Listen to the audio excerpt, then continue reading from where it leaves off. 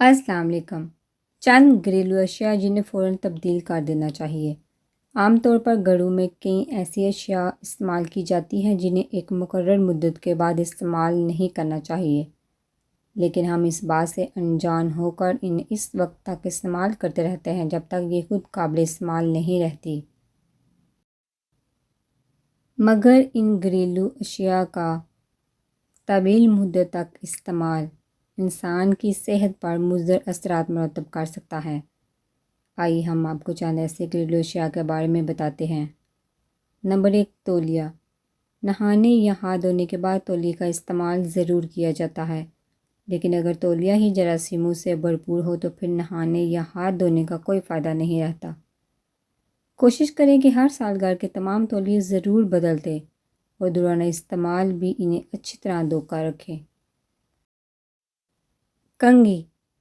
شاید ہی کوئی ایسا شخص ہو جو یاد رکھتا ہو کہ اس نے نئی کنگھی کب خریدی تھی، کیونکہ عموماً انہیں تب ہی تبدیل کیا جاتا ہے جب پچھلی ناقابل استعمال ہو جاتی ہے۔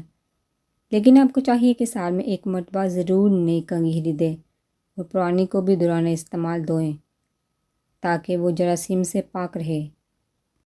جوتے۔ اکثر دیکھا گیا ہے کہ گھروں میں پہننے والے جوتے لوگ ایک طویل مدت تک استعمال کرتے ہیں، لیکن یہ درست نہیں۔ اگر آپ انہیں تبدیل نہیں کرتے تو کم سے کم 2 ضرور لیں۔ ماہرین کے مطابق ہر 6 ماہ بعد جوتے تبدیل ضرور کرنے چاہیے، کیونکہ یہ پاؤں میں انفیکشن کا باعث بن سکتے ہیں۔ اسپنج۔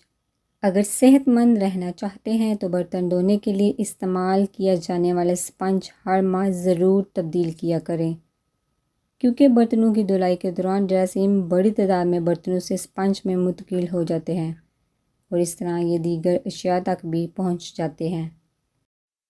Tooth brush. عام طور پر دیکھا گیا ہے کہ جب تک ٹوتھ برش ٹوٹے نہیں اسے تبدیل نہیں کیا جاتا۔ یہ عمل بھی آپ کی صحت کے لیے درست نہیں۔ ٹوتھ برش کو بھی زیادہ طویل عرصے تک استعمال نہ کریں، کیونکہ جراثیم انہیں اپنا گھر بنا لیتے ہیں، جہاں سے وہ آپ کے منہ میں منتقل ہو جاتے ہیں۔ کوشش کریں کہ ہر 3 ماہ بعد اپنا ٹوتھ برش ضرور تبدیل کریں۔ تکیے۔